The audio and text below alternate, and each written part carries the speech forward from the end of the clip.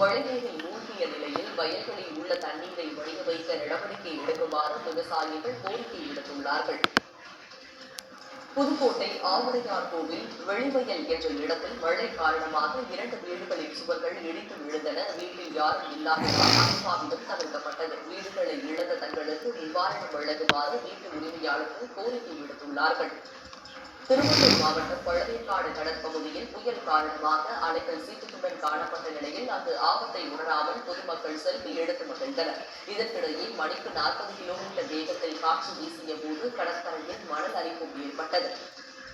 திருப்பூரிலிருந்து உடுமலைப்பேட்டைக்கு திருமண விழாவிற்கு பெற்றோருடன் வந்த 4 வயது சிறுவனின் விரலில் தங்க மோதிரம் சிக்கி விரல் வீழ்த்தியது. தகவல் அறிந்து வந்த தீயணைப்பு வீரர்கள் நீண்ட போராட்டத்திற்கு பின்னர் சிறுவனுக்கு எந்தவித பாதிப்பும் இன்றி மோதிரத்தை பத்திரமாக கழற்றி எழுதி எடுத்தார்கள். குமரி மாவட்டத்தில் அரசு வேலை வாங்கித் தருவதாக கூறி பெண்களை குறிவைத்து லட்சக்கணக்கில் மோசடி செய்த நபர் சென்னையில் கைது செய்யப்பட்டார். அவர் செல்போன்களில் பல இளம்பெண்களை பாலியல் ரீதியாக பயன்படுத்திய வீடியோக்கள் சிக்கின. 30க்கும் மேற்பட்ட பெண்களை மோசடி செய்ததும் தெரிய வந்தது. நிப்பா புயலால் ராமேஸ்வரத்தில் மின்கம்பம் சாய்ந்து 3 நாட்கள் ஆகியும் சரி செய்யாததால் 400க்கும் மேற்பட்ட